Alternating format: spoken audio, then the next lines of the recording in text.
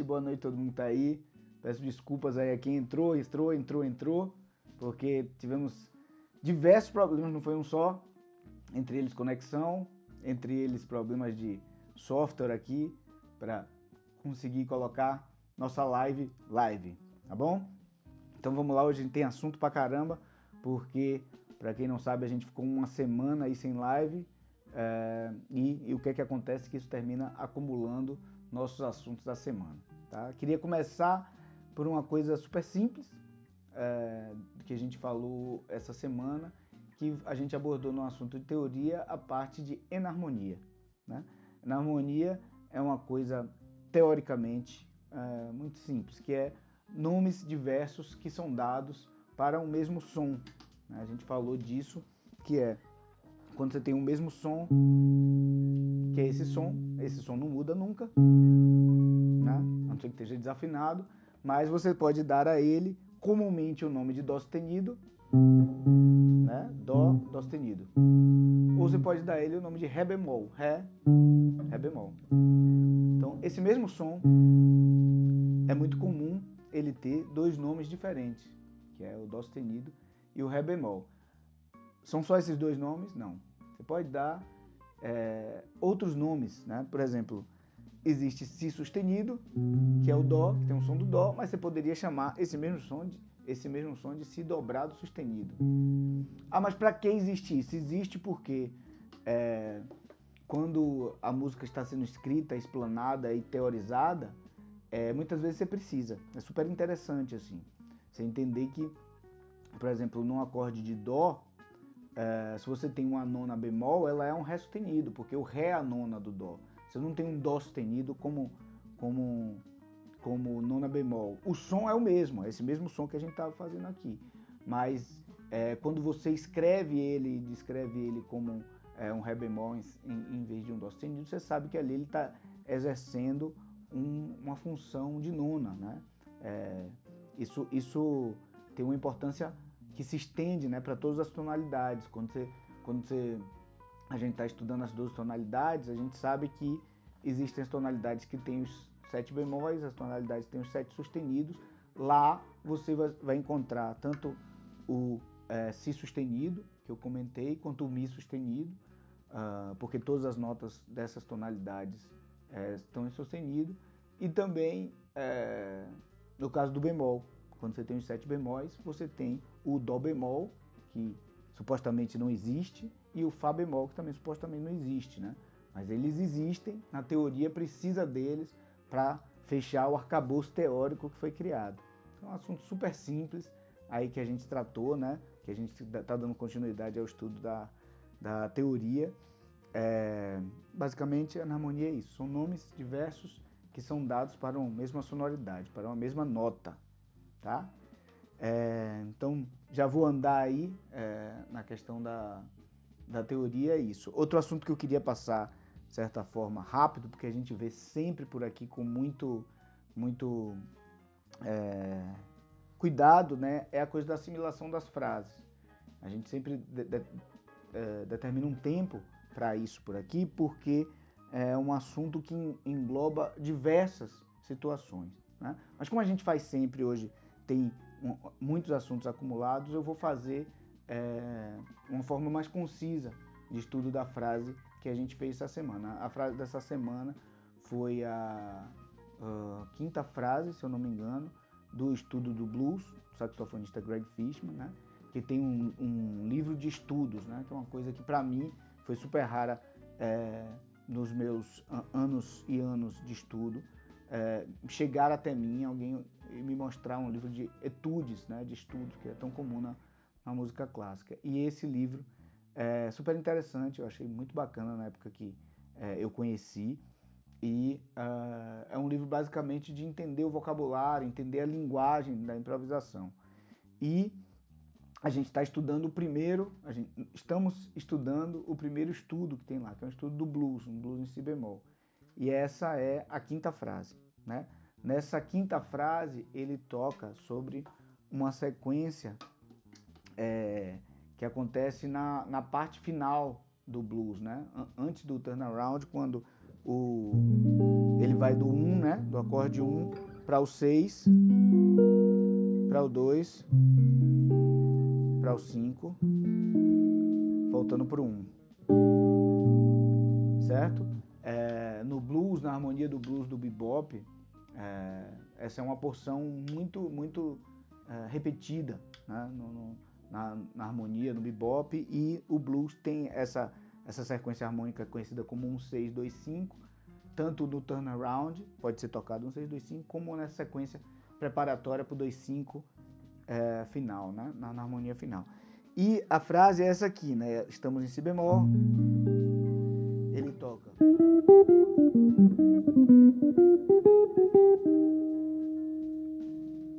Certo? O que eu acho interessante da análise dessas frases é ver o cuidado que existe em trazer a sonoridade proveniente de cada um dos acordes que está sendo tocados, né? Porque você toca isso aqui, ó.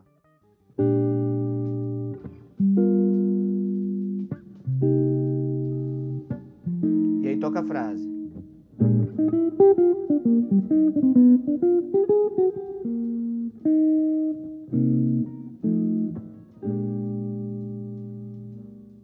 Essa frase, ela tá basicamente cantando ali os acordes, né? Ela começa aproximando, fazendo uma aproximação cromática para a quarta aumentada, mas aí ele já cai na sexta do acorde, que normalmente a gente coloca na ponta aqui, né? E aí dessa sexta, uma coisa super interessante, ele toca uma tétrade completa de sol menor, que é o sexto grau do si bemol. Ele faz...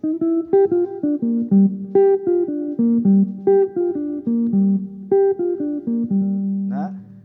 Ele faz sol, fá, sol, fá, ré, si bemol, sol.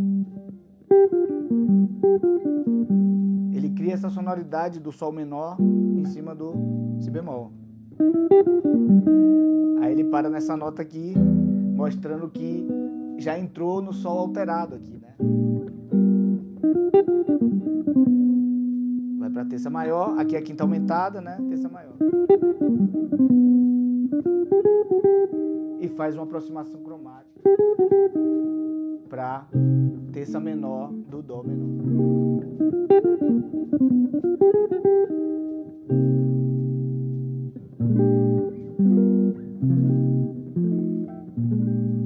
Então, é interessante analisar, fazer esse tipo de análise nas frases, mas também colocar ela, obviamente, sempre equilibrar os elementos, né? A gente fez aqui uma análise teórica, eu mecanicamente já sou capaz de tocar ela, né? E você conseguir visualizar ela pelo braço, né? Você conseguir tocar ela nas 12 tonalidades é algo super interessante. Então, o equilíbrio dos elementos, né? Você ser capaz de tocar a parte mecânica, ser capaz de ouvir, isso que a teoria diz, né? Que aproximou uma quarta, tocou um arpejo ali do sol menor em cima do si bemol, faz uma aproximação cromática para a terça do dó, essas coisas é legal, e se acostumando com essa sonoridade e conseguir visualizar pelo braço, né? É interessante nesse processo você entender, né? Conseguir ver aqui, né? Si bemol a gente tá aqui, ele faz aqui.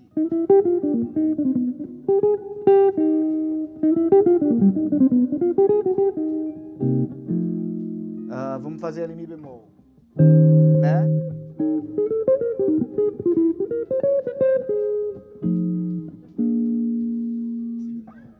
Lá bemol.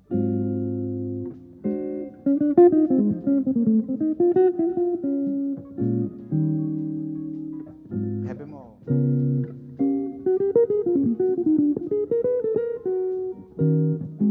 Usando exatamente a mesma digitação. Qual seria o próximo passo aqui, que é esse que eu não vou dar? É você transpor para várias digitações e conseguir tocar essa mesma frase no braço inteiro, na mesma tonalidade. Isso a gente sempre faz por aqui, é um trabalho que leva um tempo, que eu acho super interessante, mas como a gente faz todas, a gente tem um monte de coisa para tratar aqui hoje, eu queria passar essa parte, né? Vamos deixar essa frase só na parte da análise teórica, né? Conseguir ouvir e fazer ela nessa digitação.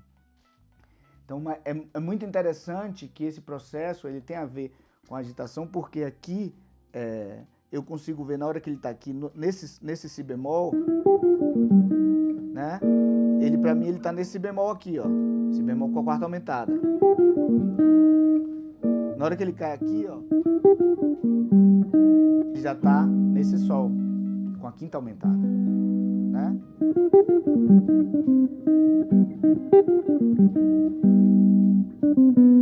Terça do sol,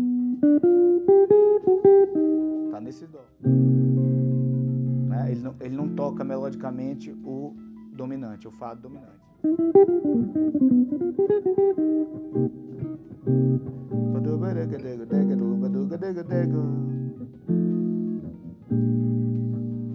Certo?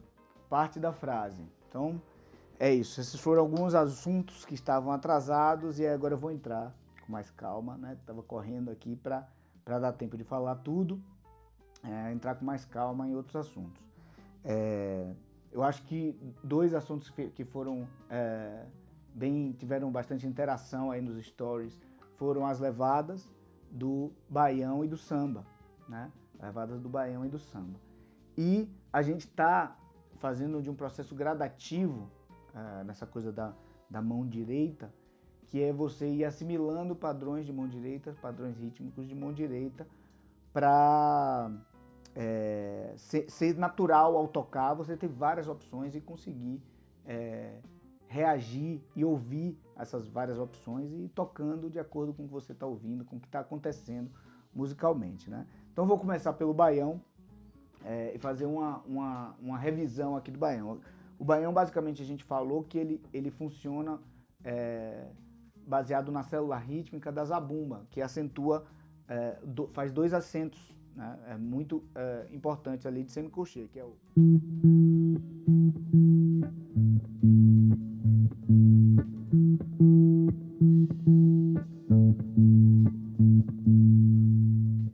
E o primeiro padrão de mão direita que a gente viu foi justamente o acorde todo atacando junto com essa zabumba, que é... Opa, desculpa.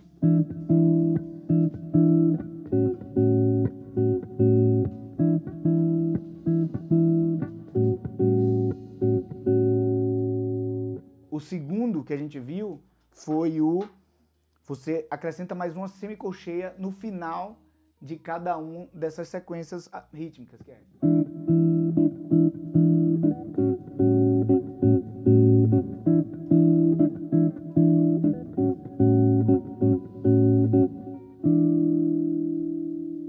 foram os dois primeiros que a gente viu. E aí, obviamente, sempre praticar a variação entre um e outro, né? Fazer.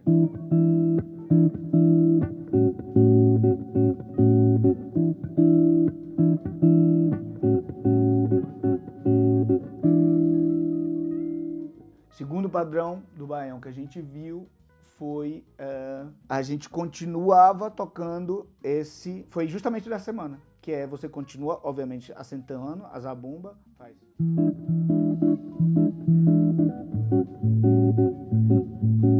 Só que você tem agora mais atividade nas semicolcheias, nos 3 dedos de baixo, né?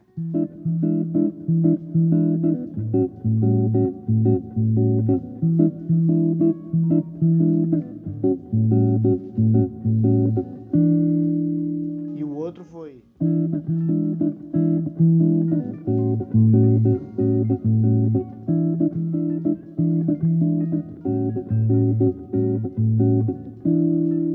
Dá pra colocar aí, Boni? Pra gente ouvir?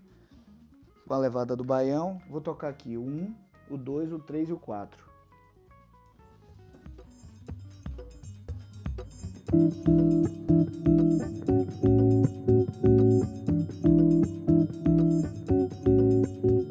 Segundo agora.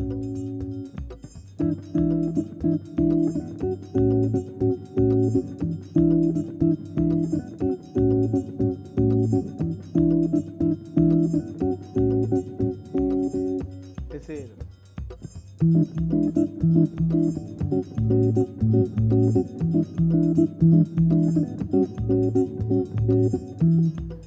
Quarto.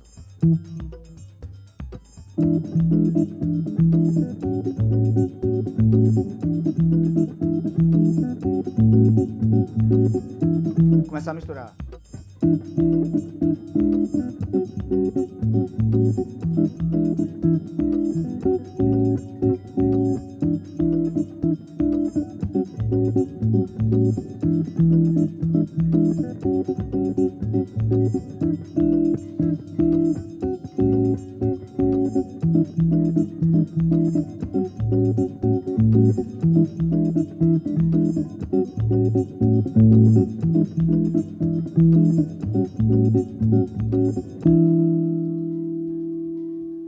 Então, justamente você vai somando essas possibilidades de padrão de mão direita para que na hora você tenha as opções, né? Ficar pensando 1, 2, 3, 4 aqui, caga tudo, fica horrível.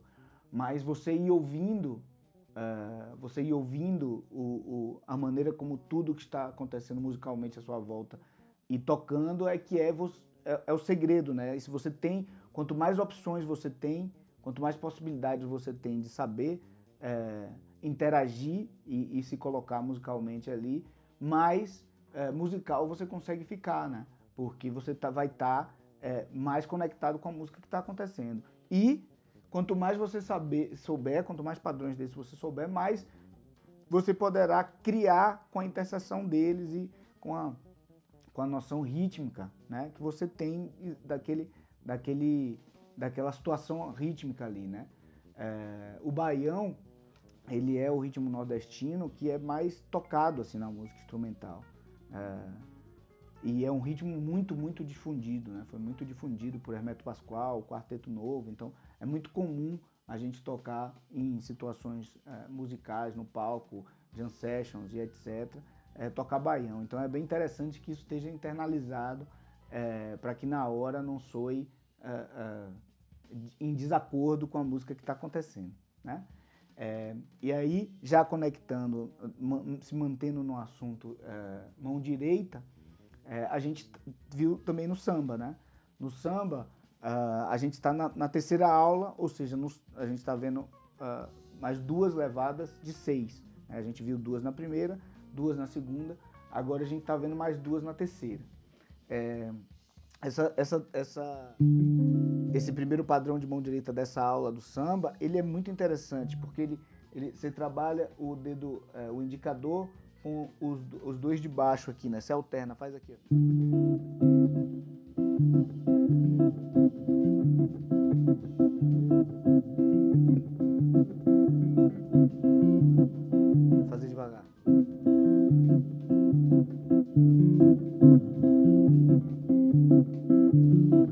sem acorde.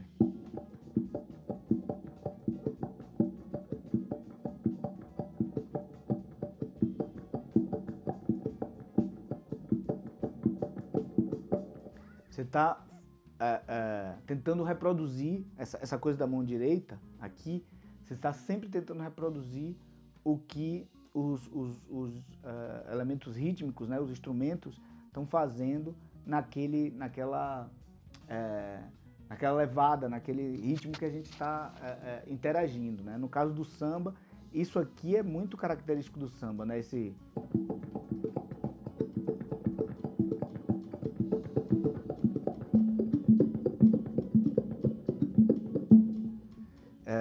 Então ele fica assim.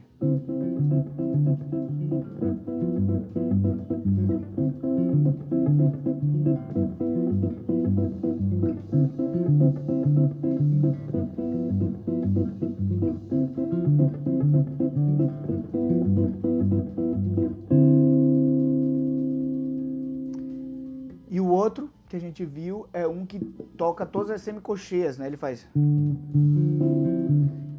Ele é também a interação entre o indicador e os outros dois dedos,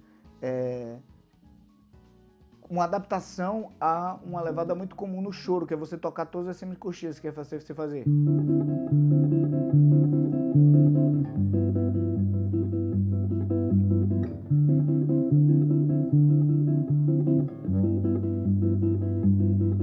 Só que aqui no caso a gente vai tocar todas as semicocheias alternando o dedo, vai fazer.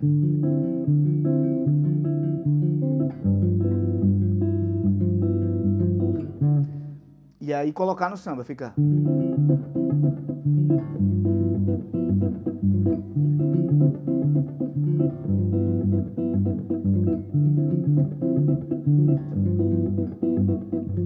Só a mão direita aqui, ó.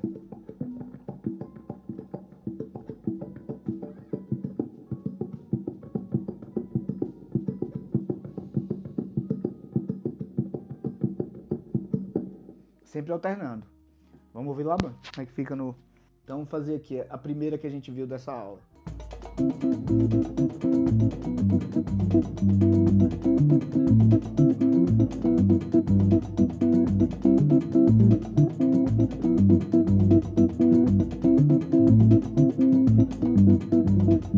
Segunda.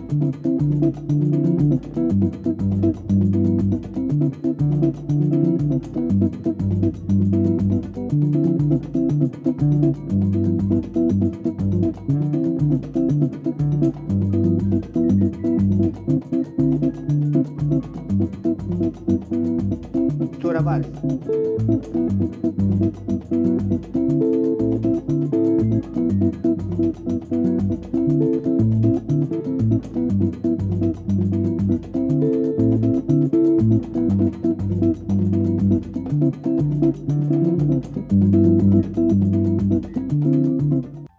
Uma coisa interessante da questão da levada do samba é quanto você consegue reproduzir esses instrumentos com uma variedade de dedos que você tem e as cordas, né? Você começa a tocar as cordas mais agudas para reproduzir as coisas nos instrumentos rítmicos que são mais agudos e toca nas notas graves o que é mais grave, que no caso do samba é o surdo, né? Então você faz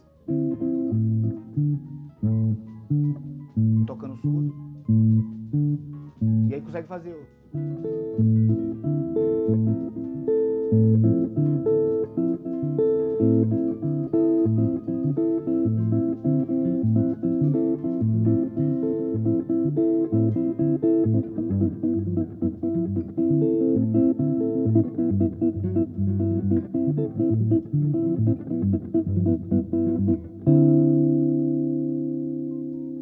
Então, o conceito é exatamente o mesmo, você ir somando padrões rítmicos que você consiga tocar na mão direita para conseguir interagir e se adequar da melhor forma possível naquele momento que você estiver tocando, né? Que você estiver gravando um samba ou tocando ali com alguém, que você ouça qual é o seu padrão que você tem internalizado que é mais, tem uma conexão maior aquilo ali. Então, é isso, a gente vai continuar vendo aí padrões de mão direita, mas a gente chegou num aspecto legal aí, tanto no do baião quanto no samba, criando ali no do samba, a gente já tem 6 opções. Eu tenho certeza que se você praticar essas 6 opções, elas na hora que vocês forem tocar, elas vão sair da maneira mais variada possível.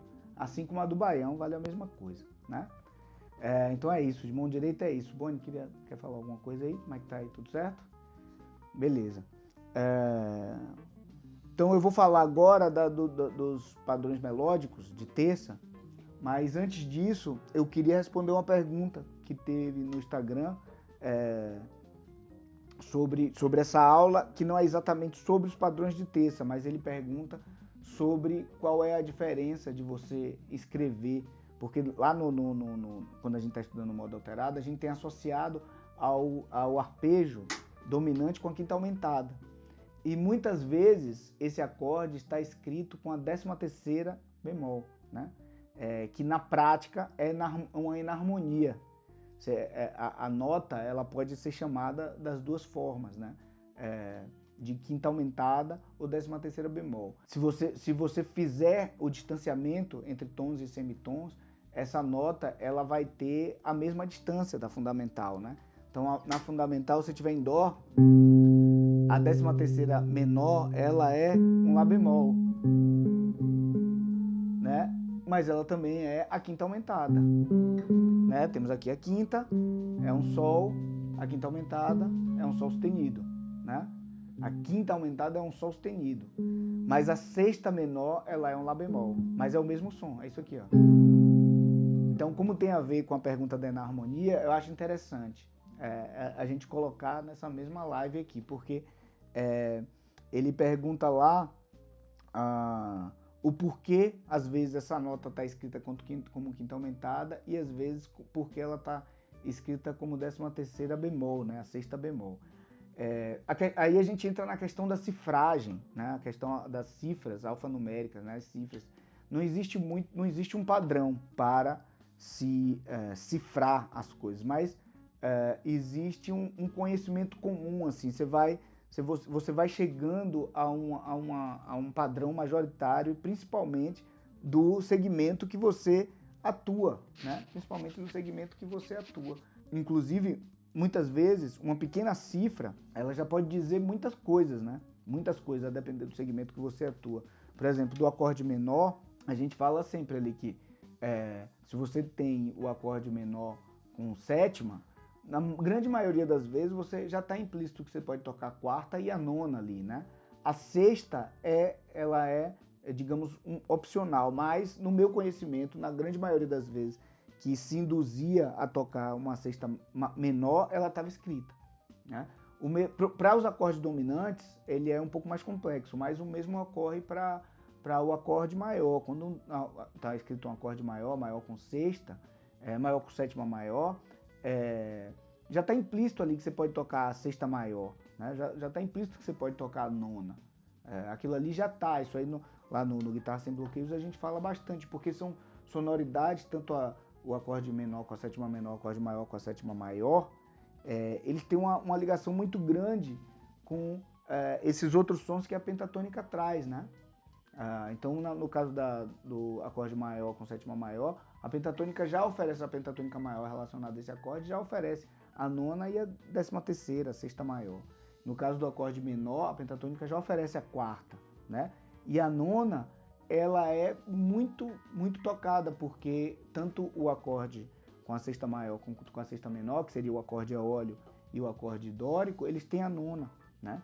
Então, também a prática diz que todas as vezes que é indicado que se toque ali um acorde frígio, que é um acorde com a nona menor, né? Sétima menor e nona menor, que isso vai estar escrito. Não é sempre, realmente não é sempre, mas é uma grande maioria das vezes, né? Que o acorde frígio, ele está ali destacado porque ele precisa que só tocar a nona bemol.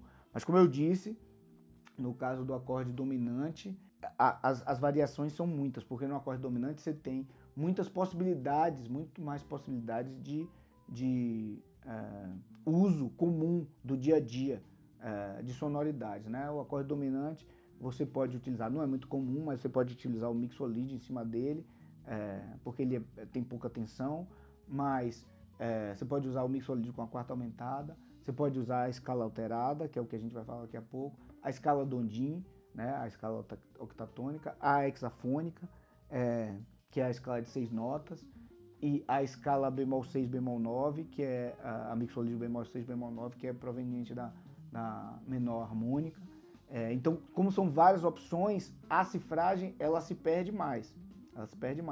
Então, eu já vi gente dizer, não, toda vez que tiver um acorde 5+, com a quinta aumentada, que indique uma quinta aumentada, que você toque a hexafônica, ou que se quer ali a hexafônica. Mas na prática você vê que isso não procede. Muitas vezes o acorde está escrito como 5+, sem indicar a nona, e a sonoridade ali está relacionada à escala alterada.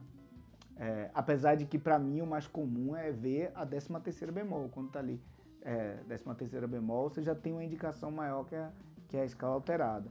Mas o mais assertivo é você indicar que você quer alteração na 13ª, né, ou na quinta aumentada, ou com uma 13ª bemol, ou I na nona, né, mostrar ali que você tem a nona bemol, a nona aumentada. É muito comum no acorde, quando ele quer Dondin, você falar 13 bemol 9, né? O acorde 13 tem a 13ª maior, bemol 9. Mas não existe unanimidade, não existe mesmo. Eu já vi escrito de diversas formas. Agora, o que na prática, se você for na escala alterada, você vai ter, né? A gente em Dó, vamos fazer em Dó aqui, escala alterada de Dó, você tem aqui, ó, o acorde mais conhecido como acorde alterado. O que tem nesse acorde? Tem fundamental, terça maior, sétima menor e a nona menor, né? Você tem a terça maior e a nona menor, a nona aumentada, desculpe, que é na harmônica de uma terça menor, né? Então você vai tocar aqui, primeira, né? A fundamental, o Dó. Aí a nona bemol. A nona é bemol. Se a gente fosse pela teoria, esse seria um acorde com terça maior, com terça menor. E o que seria isso aqui? Uma quarta diminuta. Isso aqui seria uma quinta diminuta. Isso aqui realmente seria uma 13ª bemol, uma sexta menor, sétima para fundamental. Mas não é o que se ouve. É curioso isso, porque não é o que se ouve. A gente não ouve esse intervalo aqui com uma quarta diminuta, né? Isso aqui é um intervalo de terça maior. Ó. Aí quando você junta que ele tem a sétima menor, ó, é o som do acorde dominante.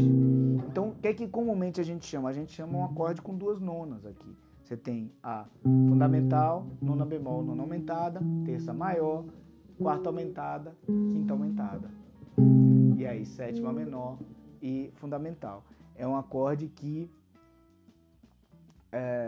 na prática, você não ouve muito a sexta ali. Você não ouve a sexta. Você ouve a quinta aumentada, porque você tem duas nonas. E você pode ouvir isso aqui como duas quintas, uma quinta diminuta, uma quinta aumentada. É isso. A teoria não estava muito preparada para como se iria utilizar essa sonoridade do sétimo modo da menor melódica, que hoje é conhecida como um acorde alterado. É o modo utilizado no acorde alterado, né? Porque é alterado? Porque ele tem as alterações, todas as alterações possíveis de um acorde dominante. O acorde dominante tem fundamental, terça maior, sétima menor.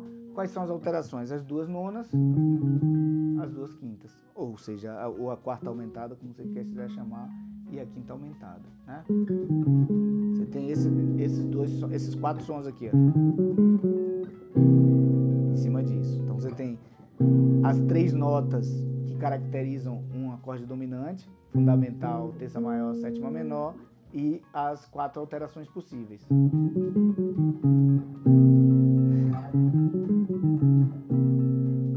Né? Então, essa pergunta dele é uma pergunta que não é fácil, né? Por que chamar de quinta aumentada e por que chamar de 13ª menor? É a mesma nota, né? A mesma nota. O acorde mais usado, o voice mais usado é esse aqui. Em Lá, em Dó é esse aqui. É o voice mais usado, né? quando você tem aqui, ó, a nona menor com a nona aumentada, esse acorde aqui é super usado, tá? Com baixo aqui, ó.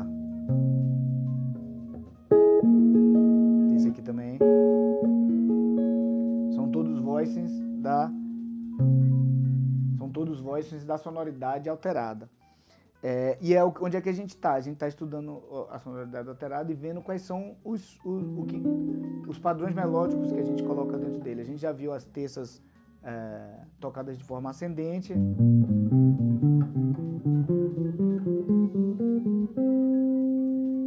E agora a gente vai ver as terças tocadas de forma alternada, né? Que é você tocar uma terça ascendente, uma descendente. Uma ascendente, uma descendente.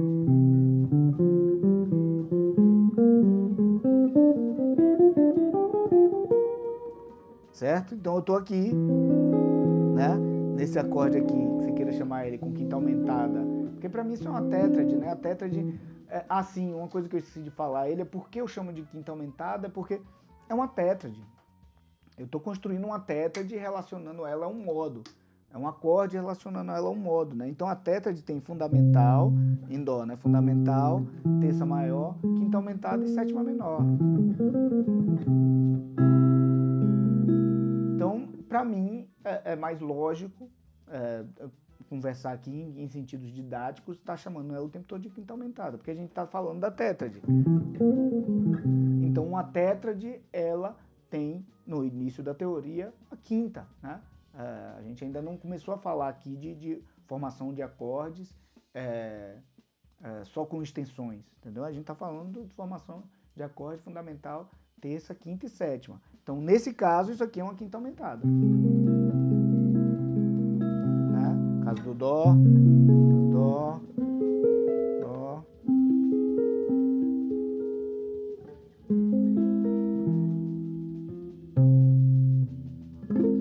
Opa. Vou colocar a terça. Aí, então, a gente vai ver as terças. As terças a gente fez ascendente.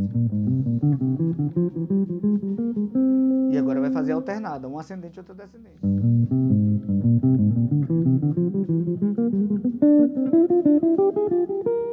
Relacionado aqui.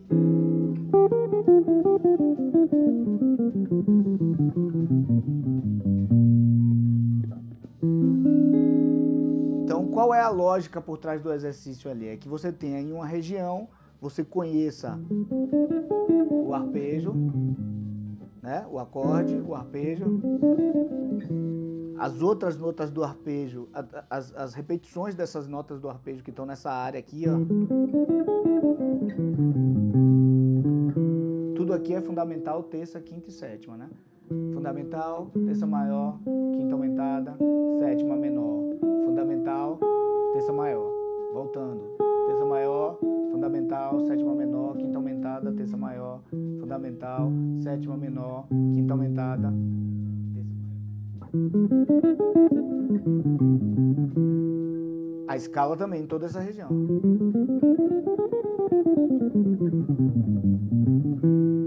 E aí a gente faz os padrões baseado nessa região aqui, que a gente já fez as terças.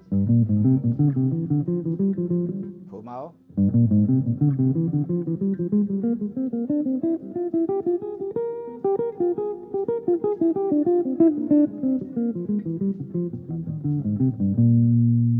Fez só ascendente. E aí agora a gente fez ascendente e descendente, alternada, né?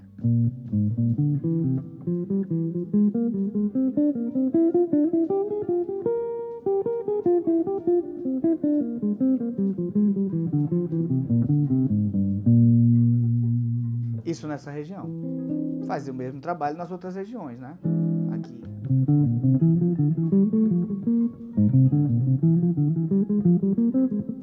Nessa região. Nessa região. Nessa região.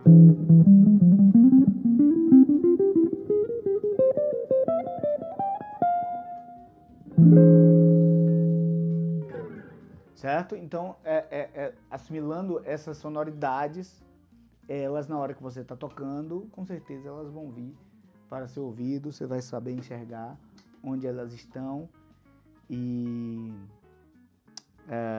colocar para fora, né? Fazer música com isso. É você internalizar a música para conseguir produzir ela no seu instrumento. Beleza?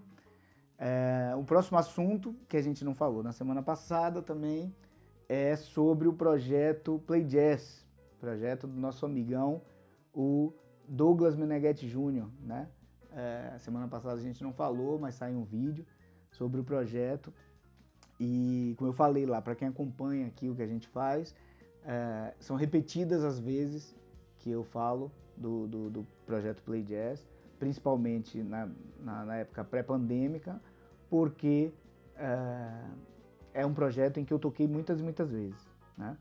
Tanto com o meu grupo, com o meu projeto de convidados, né? Chamando músicos para tocar comigo, como sendo convidado por algumas pessoas para tocar. E uma das pessoas é o próprio amigão, o próprio Meneghetti, que eu já fiz algumas vezes com ele, né? Com diversas formações diferentes, tocando um repertório definido por ele, sendo convidado por ele para tocar. É um projeto super importante para a cena da música instrumental de São Paulo, assim, de fundamental importância hoje, eu diria, porque ele, além de fomentar a música instrumental em si, de forma super... que foi? A internet caiu? Não, vai. O que foi que aconteceu? Sinal de bateria acabando. Ah, tá. Então, porque além do projeto ser um fomento da música instrumental, e só por isso já valeria, né? Só por ser um projeto. Além disso, ele ainda é um projeto que fomenta a música instrumental e leva esse tipo de música para a periferia, para regiões menos abastadas da cidade de São Paulo. Então, basicamente, ele busca trabalhar na Zona Sul, né? De Taboão da Serra e em Budas Artes, que é da onde Meneghetti é, e já houve apresentações em diversos locais em volta desse...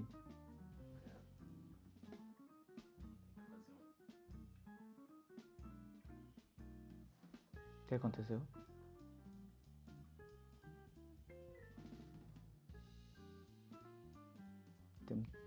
Estamos ao vivo ou não? Estamos ao vivo, é que tava aparecendo agora sim. Ah, tá. Hoje tá complicado, hein? Tava acontecendo tava dando um sinal aqui que não tava se comunicando.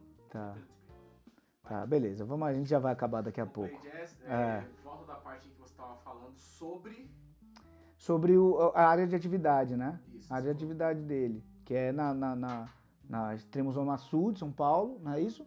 Taboão da Serra, em Budas Artes, e que dentro dessas regiões já foram diversos bares e teatros também que o Meneghetti já realizou. É um festival hoje importantíssimo, né? Importantíssimo para a cena da música instrumental. E além disso, o que é super interessante é que o Play Jazz não é só isso, ele é muito mais coisa. Por exemplo, ele realizou festivais, né? Porque uma coisa é você fazer a programação musical em bares e teatros, etc. Outra coisa é você fazer organizações de festivais. Eu já fiz isso, é outro nível de produção, de complexidade de produção que você precisa. E já houve 2 festivais Play Jazz, a primeira e a segunda edição. Eu tive a felicidade de participar dos 2, foram os 2 fantásticos. E a curadoria, em termos de música, obviamente que estou falando do minha predileção musical, mas a curadoria sempre interessantíssima, você vê ali os amigos tocando, a música instrumental paulistana sendo produzida no mais alto nível ali, com certeza absoluta, assim, as 2 edições, isso foi muito presente, né? Foi muito legal, foram dias muito interessantes, assim, estar convivendo com os amigos, vendo todo mundo tocar. São festivais importantíssimos, espero que em breve a gente consiga fazer de novo, estamos voltando, né, à vida normal.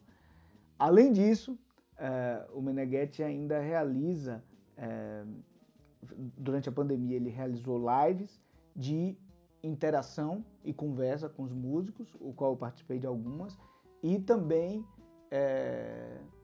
o que hoje pode ser chamado de podcast, né, de conversas, entrevistas, como você quiser chamar, gravadas em estúdio, super interessante, sobre determinada história da música, sobre certos discos. Fez com o Thiago Alves, fez recentemente com o Fernandinho Amaro, já fez com o Michel Leme, falando do próprio disco do Michel. Assim, é fomentação cultural na sua essência, né? E com diversas vertentes, né?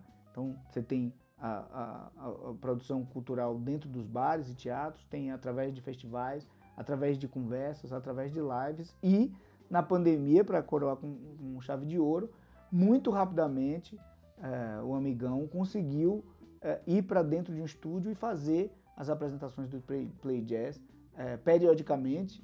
Esse período para mim não é tão claro, mas eu acredito que tenha um período pré-definido, de acontecer aos domingos, dentro de um estúdio, o estúdio Jeff Lacerda.